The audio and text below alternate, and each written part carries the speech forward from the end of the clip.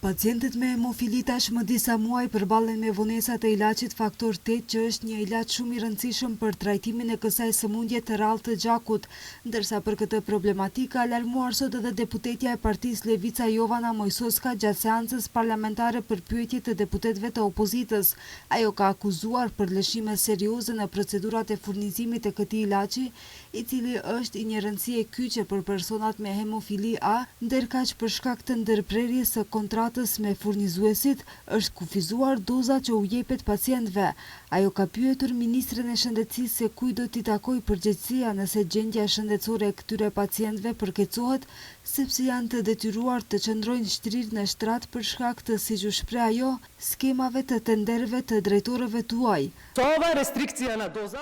Këto restriksioni i lidhin pacientët pas shtratit dhe seriozisht rrezikojnë gjendjen e tyre shëndetësore, dhe nuk bëhet fjalë vetëm për një pacient, shëndeti i cilit është seriozisht i rrezikuar për shkak të papërgjegjshmërisë dhe pakujdesisë së personave përgjegjës në institucionet. Besoj se do të pajtoheni me mua se edhe nëse bëhet fjalë vetëm për një jetë dhe një pacient, shteti është i detyruar të sigurojë një jetë dinjitoze, e jo një jetë lidhur pas shtratit për shkak të procedurave burokratike apo ndoshta negociatave për komisione nga tenderët. Ndërkaq zëvendës ministri i shëndetësisë Jovica Andovski ju përgjigj Mojsoskës duke thënë se sot apo më së voni nesër do të shpallet tenderi për furnizimin e faktorit 8. Ai tha se nuk ka skema shtenderuese, por çështja është shumë e thjeshtë. Bëhet fjalë për një furnizues që e ka fituar tenderin dhe është obliguar të dorëzojë një sasi të caktuar. Këtë sasi brenda afatit të vlefshëm të kontratës nuk ka arritur ta dorëzojë dhe për këtë arsye kontrata është ndërprerë së pari, ndërkohë shërbimet profesionale dhe ekspertët profesorët konstatuan se ekziston një ilaç zëvendësues dhe ne kemi siguruar atë dhe ua ofrojmë pacientëve së dyti, ndërkohë është rënë dakord për një donacion të njëjtit ilaç, i cili pritet të arrijë deri në fund të kësaj jave.